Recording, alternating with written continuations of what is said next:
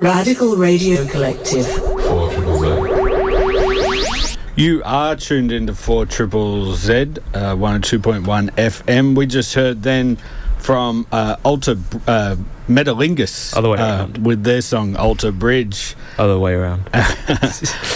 You're tuned into 4ZZZ, 102.1 FM. This is Eco Radio, Australia's longest running peace and environment radio show, taking over your middle of the day, middle of the week airwaves, end of the month-ish. Yeah, close enough. Yeah. My name's Dave. My pronouns are he, him. My name's Zack. My pronouns are he, they. And I want to start off by acknowledging and paying my respects to the custodians in the country in which we broadcast. We're located in the city of Mungingin on Turrbal Yuggera land. I also want to acknowledge and pay my respects to all Aboriginal and Torres Strait Islander people who are listening in today. Our radio waves reach Cubby Cubby and Jinbara country in the north, Waka Waka country in the west. In the east we pay our respects to the Mookin-Bah people, and down south we reach the Common Married, Nagaragwal, Mununjali, Wanjerabara and Yuginbah countries. Thank you for tuning in today. We have a very special show for you today. We're joined by Louie from the Bob Brown Foundation. Louie, how are you doing? Pretty good. Thanks for having me today. Yeah, our pleasure. And you're setting up a film screening of Takayna, the Heart of Lutruwita, happening on this Friday, and also the 1st of March at Northey Street City Farm. And you're giving away 2 tickets to the screening, 1 double pass for anyone who can name a species, an animal species that is going extinct or threatened with extinction in the forest. Thank you very much for being so generous. If people want to win the double pass, they can text into 0420 626 733 with their subscriber number and an animal they believe is going extinct in the forest there. And we can put your names on the door. So, Louie, can you tell me a bit about the screening, a bit about the movie? Yeah, sure. So this documentary was created in partnership with Patagonia as well, and it contains footage from quite recent footage, and it first premiered at the end of last year. So this is kind of our summer of Takayna, more community screenings. So it's a short documentary, about 50 minutes long, and you just learn everything about Takayna. So it's, for me, I find like it's, if you can't get down there in person, it's pretty much the next best thing, because it's the footage from Rob Blakers, Anna Brozek is just outstanding. Like, you feel like you're in the cathedral forest down there. Like, it's really beautiful. Yeah, and people wouldn't be able to get down there at the moment because it's been threatened by fires. Yeah. The massive bushfires that are happening in Tasmania, burning just over 94,000 hectares at the moment. Yeah. And one of those places it's burning is the Takayna. Yeah, so we have estimated at least 70,000 hectares of that is in the Takayna. So, yeah, it's been quite a sad period while we wait for some semblance of control, and so the state government can send an ecologist to see damage levels, and yeah, we're particularly worried about a really beautiful precious stand of hue and pine, including I may have even mentioned this particular tree last time I was here, estimated to be quite close to 3,000 years old, if not over. So I'm a little bit anxious, and it's just a bit of a waiting game at the moment. Yeah. So, Marky has texted in and asked which forest. We're talking about the Takayna in Tasmania in Lutruwita, and texted in with an animal that is threatened with extinction there to win a double pass to see this movie at Northey Street City Farm. The number is 0420 626 733. I want to talk about the 3,000-year-old hue and pine and the Takayna a bit later, Louie. You're listening to 4ZZZ. This is Eco Radio. 4ZZ's Radio Reversal has gone digital.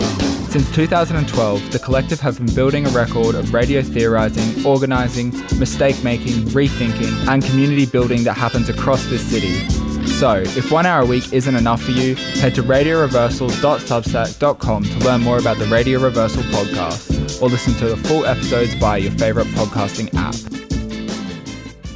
You're listening to 4ZZZ. This is Eco Radio on your 102.1 FM or on digital. Or if you're listening back in the future at some point, we're on podcast form on all good podcasting apps.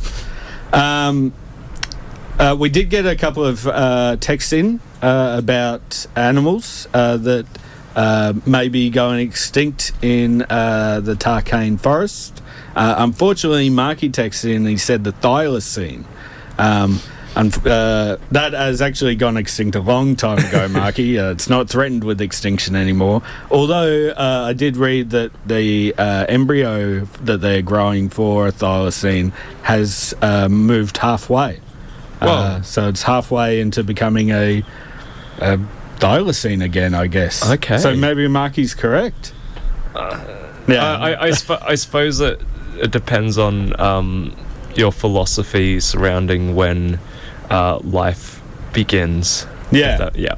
But if you want to text in with an animal that might be going extinct in the Takayna forest, is threatened with extinction, text into 0420626733 and you can win a double pass to the upcoming Bob Brown Foundation screening of Lutruwita, the Heart of Lutruwita movie that's happening at Northey Street City Farm.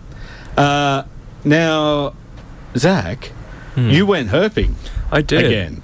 I prefer to call it snaking because somehow that's funnier to me than herping. Okay.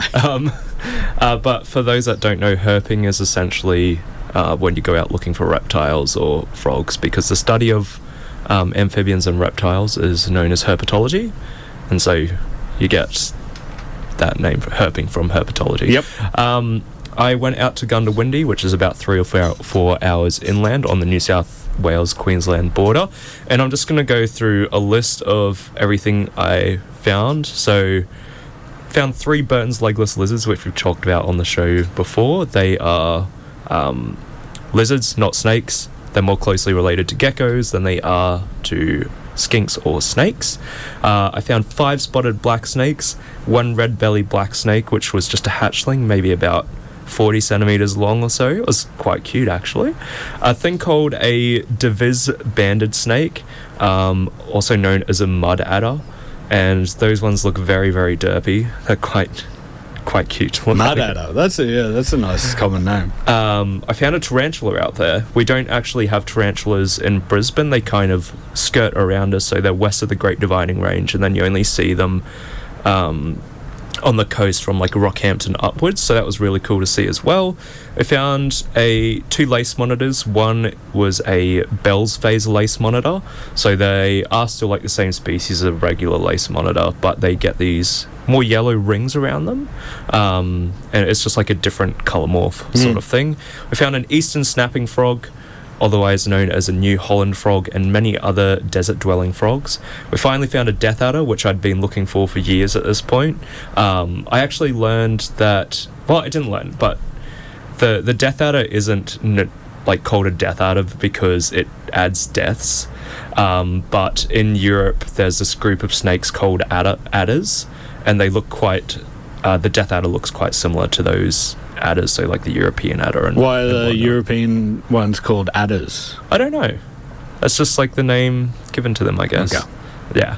I found an eastern stone gecko, a dubious dotella, which is another kind of gecko, a bine-nosed gecko, a brigalow legless lizard, an olive delma, which is another species of legless lizard, a common scalyfoot, which is again another species of legless lizard, an eastern hooded scalyfoot, which is another legless lizard, and then on the second night I was out there, I found 3 king brown snakes, aka the mulga snake, and that's sort of what I want to talk about now.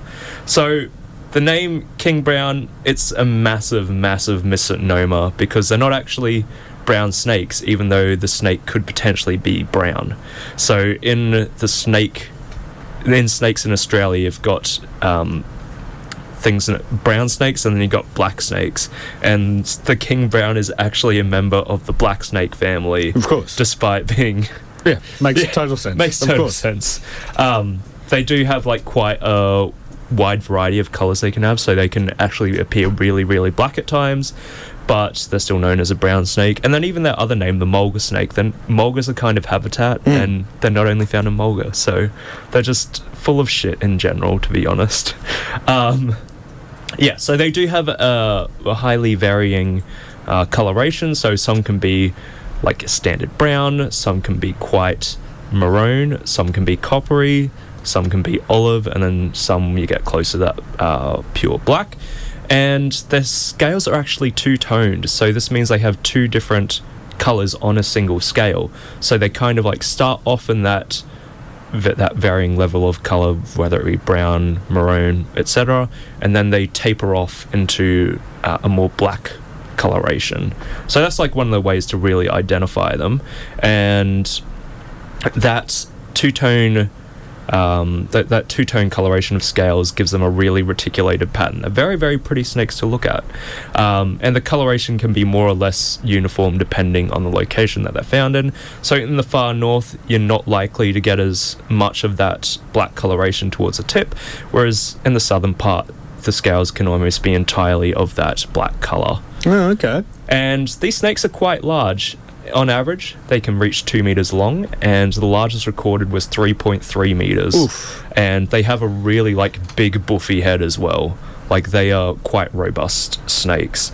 And they occur across most of mainland Australia, except in the far south, in kind of like Victoria, and then east of the Great Dividing Range, at least until you get up to like Mackay. So yeah, very, very widespread snakes.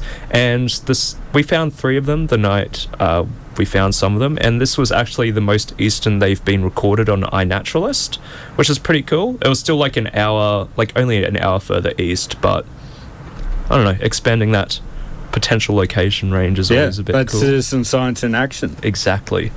And the snakes are habitat generalists, even though, as I mentioned, they are called the mulga snake. They're not exclusively found in mulga.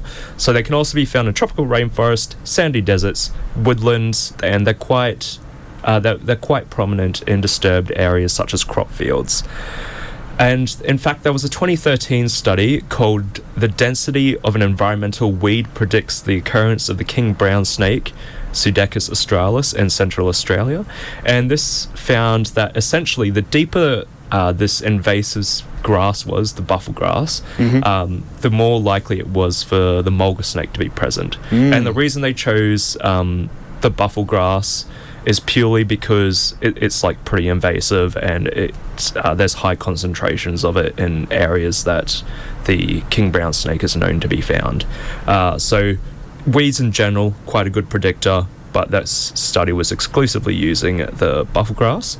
And it's somewhat important for the management of brown snake locations, because if you're in like a pretty urbanized area, like Alice Springs, for example, and you had like massive amounts of this buffel grass just in the middle of the city, there's more likely to be king brown snakes there, which is something you don't... provides the habitat. Yeah, and you don't particularly want that in a city, even though, as we will probably discuss at some point, most snakes just want to get away from you. But it just means there's more accidents likely to happen. So the king brown snake is crepuscular as well, and that just means it's active around dusk, although this does change in climate a fair bit. So in cooler locations, it may be more active throughout the day, but in warmer locations, it's more likely to veer into that nighttime nocturnal activity. Yeah. And they're quite generalist feeders as well. They are very opportunistic, and I would argue that they're kind of like Australia's answer to a king cobra. So the king cobra is a specialist on other snake species, and the king brown is very like renowned for eating other snakes, including Right. highly venomous ones. So they eat whip snakes, some true brown snakes, and various like other species. And in fact, the king brown is immune to the venom of the western brown, and it's also immune to the venom of their own species, and they are cannibals. Yeah, right. Real like pretty hardcore snakes, because like they're already larger than a lot of other species of snakes, so they can just slurp them down like that. Yeah. Okay. And speaking of venom, the black snake group doesn't tend to be as venomous as like brown snakes, for example, which isn't to say they're not like of medical significance. They are still, like, if you get bitten by a black species of black snake, such as red belly black, the spotted black snakes I mentioned earlier, still like very much a hospital trip. But particularly with the king brown, the venom, like drop for drop, isn't as potent as like your eastern browns or your inland taipans or anything like that. But they can inject large amounts of venom.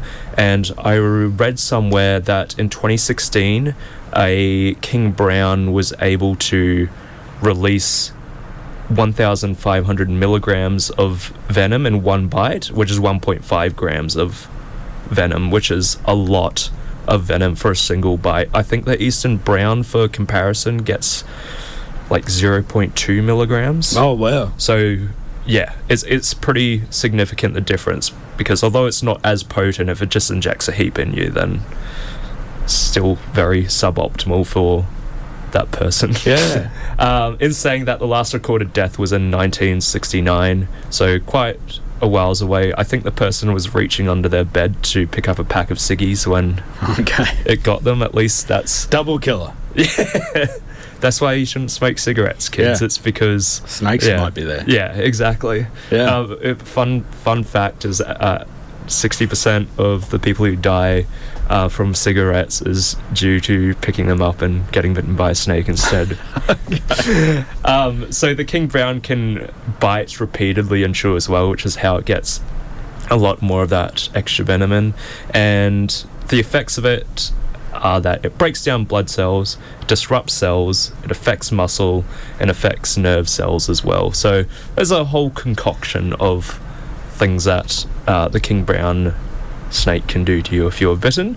There is one, I guess, important fact about calling it a king brown rather than something else, though, is that if you go to a hospital and say you got bitten by a king brown, maybe you get administered with brown snake anti-venom as opposed to black snake anti-venom. Yeah. So I think there's been like a call from experts to perhaps call it a mulga snake instead. Okay. Purely just because then you can avoid that confusion in times of emergencies. Yeah, even if you didn't get bitten in the mulga habitat.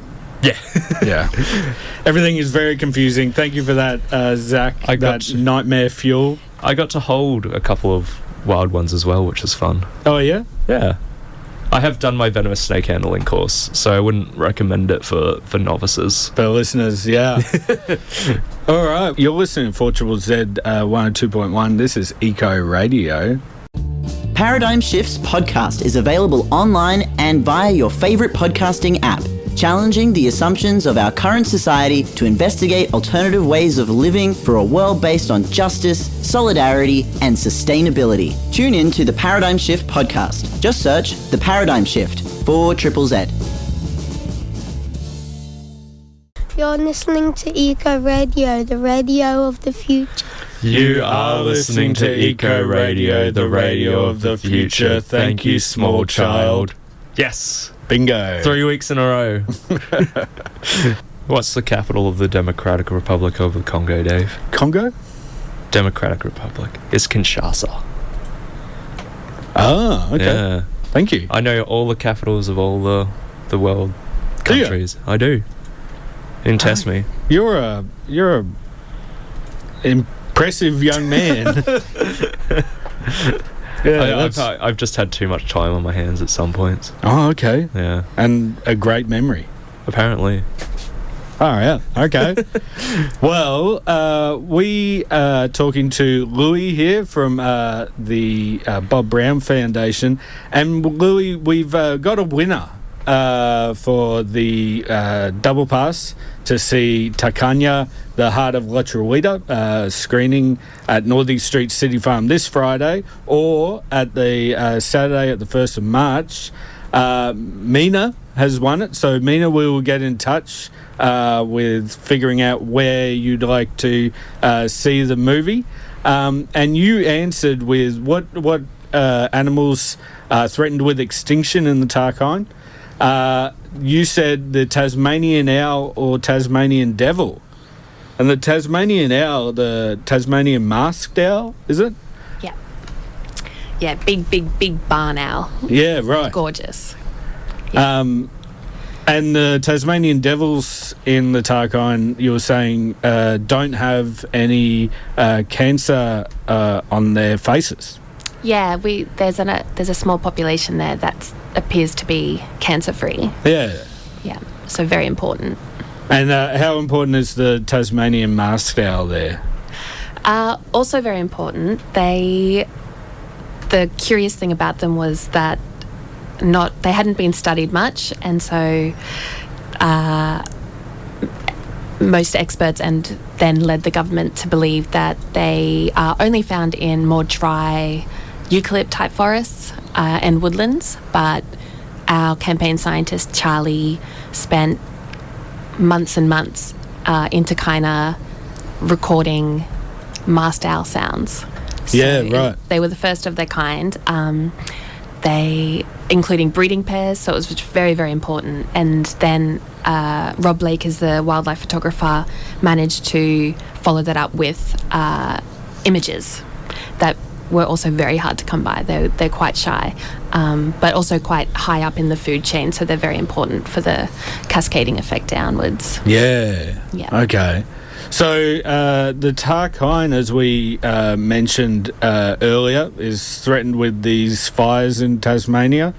Among those is a Huon pine stand. Yes. That has possibly a tree that's 3,000 years old. So that means that for 3,000 years, at least, no fires have reached this area. Yes. And then in 2018, 2019, fires did reach the area and was saved by fireys who protected the area from the bushfires. And again now it's threatened with these massive fires. Yeah. So there's 3 main fires that they're trying to get under control, including they've brought in people from the ACT and New South Wales to help everyone in Lutruwita. And on February 3rd, they had a dry lightning storm, so there were lightning strikes that started, and the 3 main ones, one hugging the west coast, which is a part of Takayna, they're just really struggling to get it under control. And there's what we're going to be looking for from the current government and all future governments is like the improving the fighting technology, so using things like drones and just kind of evolving a bit more as the climate changes and changes the types of storms we have. Yeah. So yeah, it's one day at a time at the moment.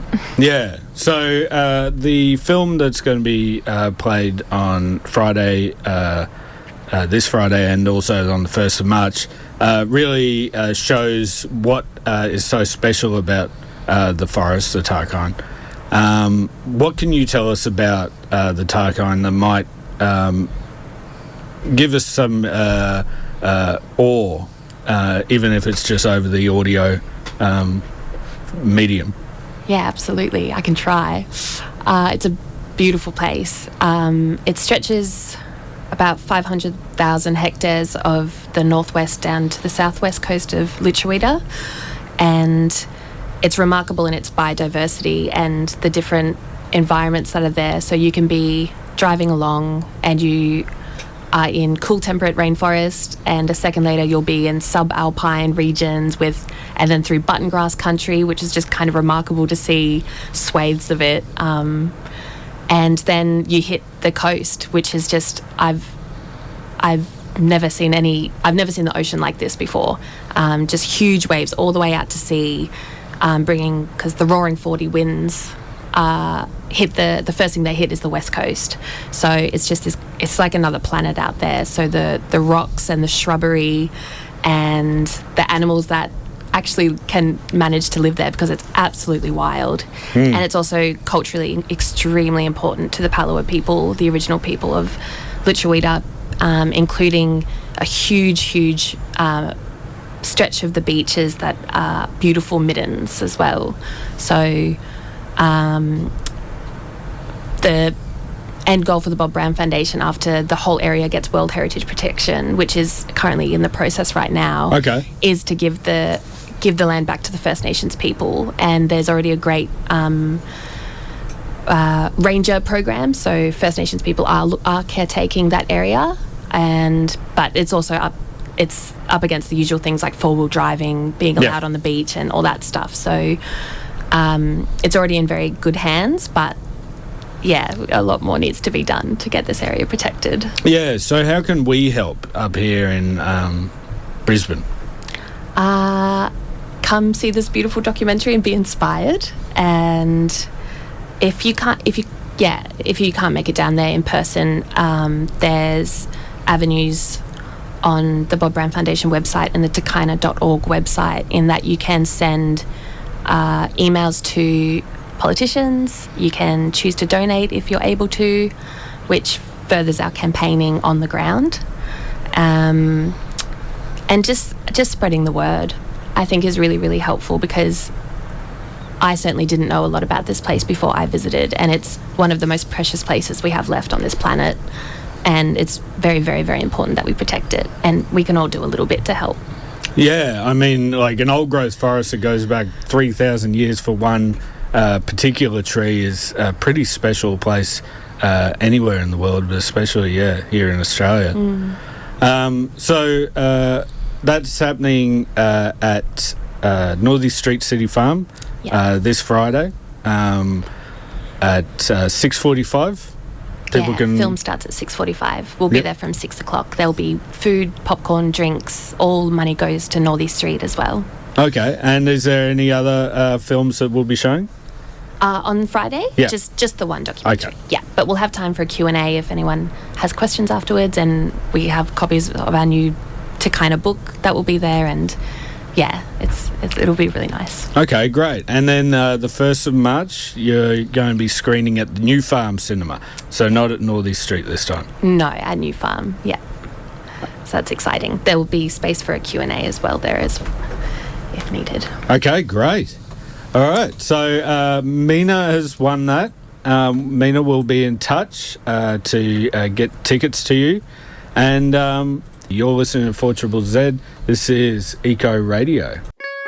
4ZZZ is a proudly independent community radio station. We've been supported by our listeners since 1975. If you like what we do, you can support us for a whole year by subscribing to 4ZZZ online, over the phone, or in person at the station. Visit 4ZZZ.org.au/support for more details on how to keep community radio thriving. You're listening to 4ZZZ. This is Eco Radio. I'm Dave, here with Zack. That's me. And Louie is still in our studio. Louie, so a couple of weeks ago, Zack and Izzy actually talked about heat waves and the stress that heat does with a more intense climate and the stress it has on our bodies. So the heat discussion the other week was really dire. And I've been reading a fiction book about what could happen in the future with a world that didn't take significant climate action. One of the first chapters in the book is about a 2025 heat wave in India where millions of people are cooked even as they try to cool themselves in a shallow lake. The book is called Ministry for the Future by Kim Stanley Robinson, and although I'm not enjoying it, it's quite a good book. So the book has me thinking about what we're going to be dealing with in the changing climate, as there seems to be no political will to curb the future from facing these conditions. So I found Dr. Joelle Gerges. She's an award-winning climate scientist and writer. She's the author of Humanity's Moment, A Climate Scientist's Case for Hope. Dr. Gerges has written about and talks about the dangers that we face here in Australia as one of the countries that will be most affected by the changes. She wrote in the Saturday paper that analysis based on temperature data sets generated by key scientific agencies around the world showed that 2024 was approximately 1.55 degrees above pre-industrial levels recorded since 1850. So just a reminder, the Paris Agreement, signed almost 10 years ago, planned to limit warming to 1.5 degrees. So Joelle Gerges warns us that one day we will look back at 2024 as one of the coldest years this century. And I find that like a really stark statement to think about. These heat waves as being something that we'll look back on with, that we'll reminisce about, I could go out during the middle of the day. So some of the things that will change are not apparent. Dr. Gerges explains in her quarterly essay, Highway to Hell, when the oceans warm, the density of masses change, which drive the circulation of ocean currents and overlying wind patterns. So that all influences the local weather conditions. Dr. Gerges says that the warming of the ocean is now considered locked in for hundreds of years. So no matter what we do now, there's no changing the warmth of the ocean for hundreds of years, possibly thousands of years. So ocean temperature around the Florida Keys reached 38.4 degrees Celsius. So this temperature is the same as a warm bath. So maybe the fiction book that I'm reading about people being cooked alive in a heat wave despite swimming in a lake is not that far off from what will actually be happening. I hope to get an interview with Dr. Joelle Gerges soon, because that would be fascinating. But there are things that you can do in the meantime. We collate a list of things every week here called the Bushcare Roundup, and it goes a little something like this. It's the Bushcare Roundup. They've been pulling out weeds, and then they put in trees. It's the Bushcare Roundup. So, happening Wednesday the 19th, that's today. Yeah. Yeah. At 5:30, you can go to the CarbonLink Presents Roots So Deep in Australia screening. That's happening at the State Library of Queensland.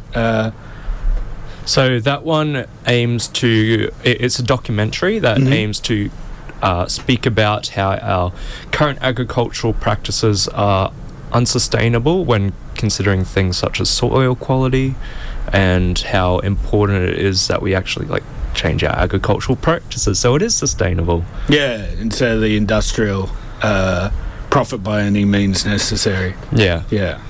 So get along to that one if you're free this afternoon. I'm sure it'll be very interesting watch. Yeah. Also happening this Friday at 6 o'clock, you can find a frog in February at Obi Obi Creek survey.